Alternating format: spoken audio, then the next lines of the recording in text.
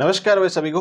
तो कैसे हो आप सभी लोग? आई होप आप बहुत ही अच्छे होंगे और इस राह में बैठे होंगे कि कब तक इसके सीईटी की 15 गुणा की लिस्ट आ जाए और उसके बाद में मतलब मोटिवेशन के साथ में प्रिपरेशन करें, एक डेडिकेशन के साथ में प्रिपरेशन करें। तो आज अपन छोटी सी बात करेंगे कि जो सीईटी की 15 गुणा की लिस्ट की बात करेंगे, जो जेआरटीआरई की बात करेंगे और इसमें कैटेगरी वाइज कितना क्या कंपटीशन रहेगा उसके बारे में थोड़ी सी बात करेंगे।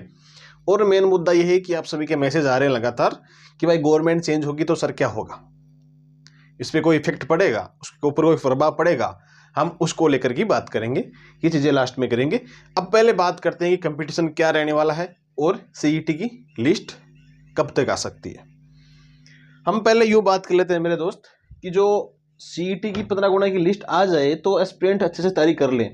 भाई ये कंफर्म हो जाए कि मैं इसमें एलिजिबल हूँ कि नहीं हूँ, उसके बाद में पूर्ण रूप से इसको समर्पित कर दे एग्जाम को। भाई मैं इसके लिए ही तैयारी करूंगा।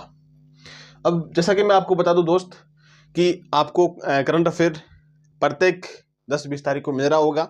आई होप आपको अच्छा भी लग रहा होगा। अब बात कर लेते हैं सीईटी की 15 गुणा की लिस्ट की। भाई मेन मसला इसमें फंस चुके हैं बहुत सारे एस्पिरेंट कि यार ये क्या कर दिया सीईटी वाला, एग्जाम से डायरेक्ट आती तो अच्छा होता। तो भाई कंपटीशन तो वही रहने वाला है।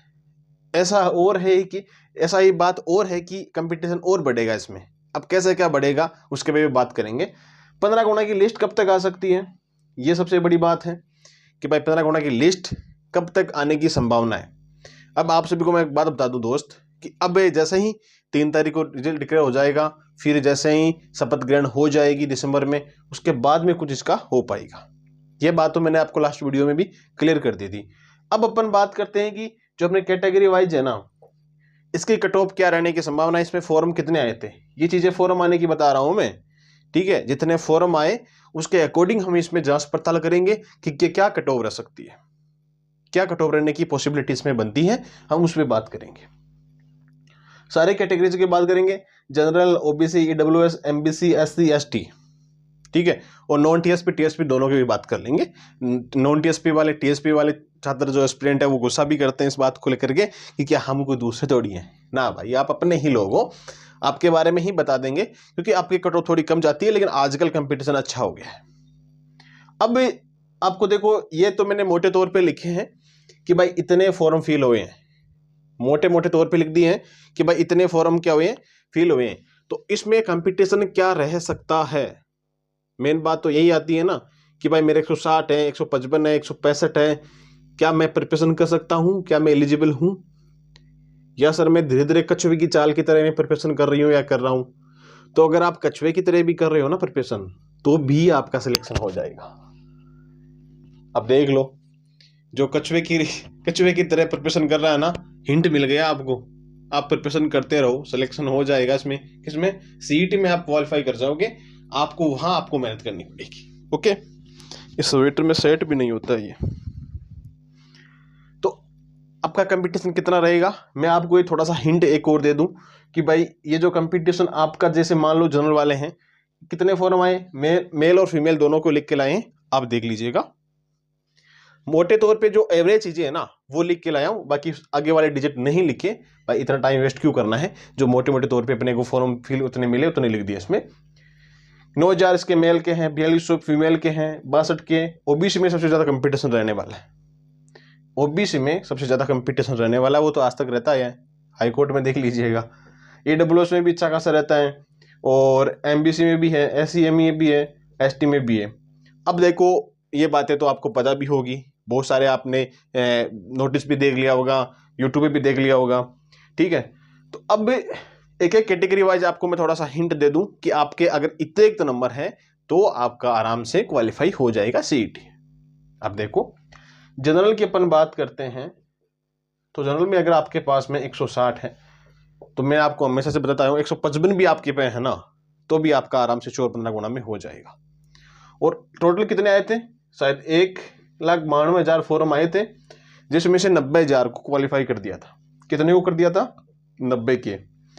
90 के का मतलब है 90,000। 90,000 तक क्वालिफाई किया था सीईटी वालों को। तो आप ये मान के चलो आधे लोगों को पास कर लिया है। आधे लोगों का ऐसा है कि जैसे मान जिस कैटेगरी से 15 गुना हो रहे थे पास, उसे तो हो गए, और जिस कैटेगरी में कम हो रहे थे उनको भी इंक्लूड किया गया है अदर कैटेगरी से, ठीक है, अदर कैटेगरी से भी उनको पास किया गया है। ये बात किसकी थी, 90 की थी, तभी तो बता रहा हूँ ना एक्स्ट्रा पास किया है ना। जैसे 15 गुना से ज़्यादा किया है, 17 गुना के लगभग पास किया है, 16-17 गुना के पास में पास किया है इनको। अब जो टीएसपी वाले हैं उनको ये बता दूं, आप टीएसपी वालों के अगर 140 भी आ रहे हैं ना, कम से कम 140 भी आपके आ रहे हैं तो भी आप प्रिपरेशन में लग जाओ। अगर आपने कछुए चाल की तरह प्रिपरेशन कर रखी है अभी तक, अब आप स्पीड बढ़ाना चाहते हो बढ़ा दो, कोई दिक्कत नहीं है, आपका आराम से सीईटी क्वालिफाई है। 140 वाले और जिनके 130 है ना फीमेल, जो टीएसपी 75 में, आप प्रिपरेशन कीजिए। ओके, आप आराम से प्रिपरेशन कीजिए। और जो नॉन टीएसपी वाले हैं, जनरल वाले, मेल फीमेल के लिए मैंने आपको बता दिया। ओबीसी में भी आपके अगर 160 है तो आप मान के चलो आप तैयारी करने के काबिल हो, आप तैयारी कर सकते हो। और फिर एडब्ल्यूएस वाले हैं, सेम प्रोसेस यही रहने वाली है, हाँ इनके लिए थोड़ी सी कम रहेगी। एससी एसटी एमबीसी इन तीनों के लिए आप मान के चलो आपके 150 नंबर भी है ना। ये तो आप एक बात बताऊं आपको मैं, ये तो मैं और हाईएस्ट लेके आपको बता रहा हूं, भले ही 5-4 नंबर नीचे चली जाए लेकिन मैं आपको हाईएस्ट बता रहा हूं कि इतने तक तो आराम से श्योर है कि आप तैयारी कर लो। और जो बीच वाले है ना, मान लो जिनके 140-45 आ रहे हैं ओबीसी जनरल में, उनकी कन्वर्जन बड़ी हो रही है। अब उनको ये बताना चाहता हूँ, अगर आपके पास में कोई और ऐसा एग्जाम है कि मैं वो एग्जाम दे सकता हूँ या दे सकती हूँ, तो आप वो एग्जाम दे दीजिएगा एक बार, उसकी भी बीच में तैयारी कर लीजिए भाई। एक साइड में उसकी करते रहिए, एक साइड में इसकी करते रहिए, दोनों की तैयारी करते रहना पड़ेगा आपको।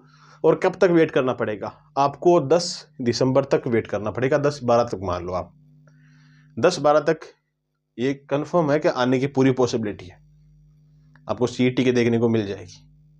और फिर पुलिस के भी तो है ना फिजिकल दिसंबर में, तो अभी वो भी संभावित है, उनकी भी कब तक लिस्ट आए क्या हो उसके लिए भी अपडेट आई नहीं है, 3 तारीख बाद में ही अपडेट आएगी मेरे दोस्त, उसके बाद अपडेट देंगे आपको, ठीक है।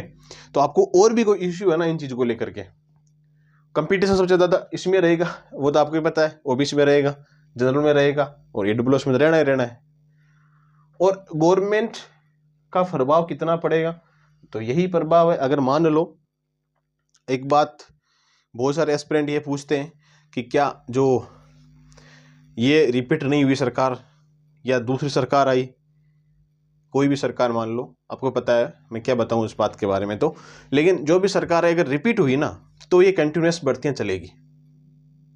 हालांकि जो अदर पार्टी आई सरकार में उसका कह नहीं सकते क्या सीन रहे, क्योंकि हर एक सरकार अपने आप में वो ये चाहती है कि स्टैम्प मेरा लगे, वैकेंसीज में मेरा लगे, योजनाओं पे मेरा लगे, मतलब हर चीज़ पे एक जो सरकार आती है अस्तित्व में रहती है उसका ही अस्तित्व रहे, उसका ही स्टैम्प लगे, वो यही चाहती है। तो मान लो अगर सरकार चेंज हो जाती है तो फिर एकदम पूरा बदलाव होने की पॉसिबिलिटी भी रह सकती है उसमें। हम ये नहीं कह सकते पहले कि क्या बदलाव पूरा हो ही सकता है, आगे भी जा सकती है एग्ज़ाम। अगर चेंज हुई सरकार तो बहुत सारे एग्जाम्स पे प्रभाव पड़ेगा, इस पर भी पड़ेगा, जाहिर सी बात है। पूरी पॉसिबिलिटी है, अगर चेंज हुई सरकार, रिपीट नहीं हुई ना, तो 100% चांस है इसमें कि ये लेट होगी। फिर कोई भरोसा नहीं है, क्या होता हुआ क्या हो जाए। ओके मेरे दोस्तों, बाकी प्रभाव इतना ही पड़ेगा, सरकार अपनी मनमार्जी करती ही करती है, चाहे कोई भी सरकार हो। हाँ ये था कि जो प्रेजेंट में सरकार चल रही है अगर वो चलती ना तो ऐसा होता कि कंटिन्यूस भर्तियां चल जाती। अब देखो किस्मत है, क्या आगे हो क्या नहीं हो। हमको सिर्फ अब सरकार से ना मुझे कोई किसी एक पार्टी से मतलब है, मैं सिर्फ एक एस्पिरेंट की तरह सोचता हूँ और एस्पिरेंट के लिए ही बोलता हूँ, हमेशा उनके ही साथ रहता हूँ।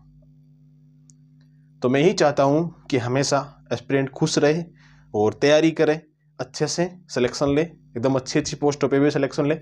ओके, बाकी ये थी, आप अपनी प्रिपरेशन एक कछुए की चाल की तरह ही कर सकते हो तो करो, कोई दिक्कत नहीं है, लेकिन स्टे मत लो, रुको मत, रुकना साफ मना है। ओके, बाकी मिलते हैं हम नेक्स्ट वीडियो में। अगर कोई और भी आपको इश्यू है तो इंस्टाग्राम पे जाइए, सुनील चौधरी, वहाँ सर्च करिए इंस्टाग्राम पे, आप मुझे मैसेज कर सकते हो, लिंक आपको वो डिस्क्रिप्शन में मिल जाएगी, या वो टेलीग्राम भी ज्वाइन कर लेना। करंट अफेयर के लिए कोई छोटी मोटी न्यूज़ और भी आ जाए ना तो टेलीग्राम पे ही भेज देंगे। आप टेलीग्राम ज्वाइन कर लीजिएगा, द बेस्ट रहेगा। वहाँ अपडेट भी दे दी जाती है और कुछ क्वेश्चंस भी आते हैं करंट अफेयर के जो अति महत्वपूर्ण होते हैं, ठीक है। टीम वो भी भेजती है, तो आप उसको भी आंसर दिया करो। टेलीग्राम पे जितना आप एक्टिव रहोगे ना उतना आपके बेनिफिट है, मेरे कोई बेनिफिट नहीं है उसका। आप क्यूज दोगे, क्वेश्चन का हल निकालोगे, वो आपके लिए अच्छा है, मेरे लिए अच्छा थोड़ी ना है। ओके, बाकी आप सभी को धन्यवाद, आपका प्यार ऐसा ही बना रहे। तो मिलते हैं हम नेक्स्ट वीडियो में, तब तक के लिए आप सभी को जय हिंद जय भारत।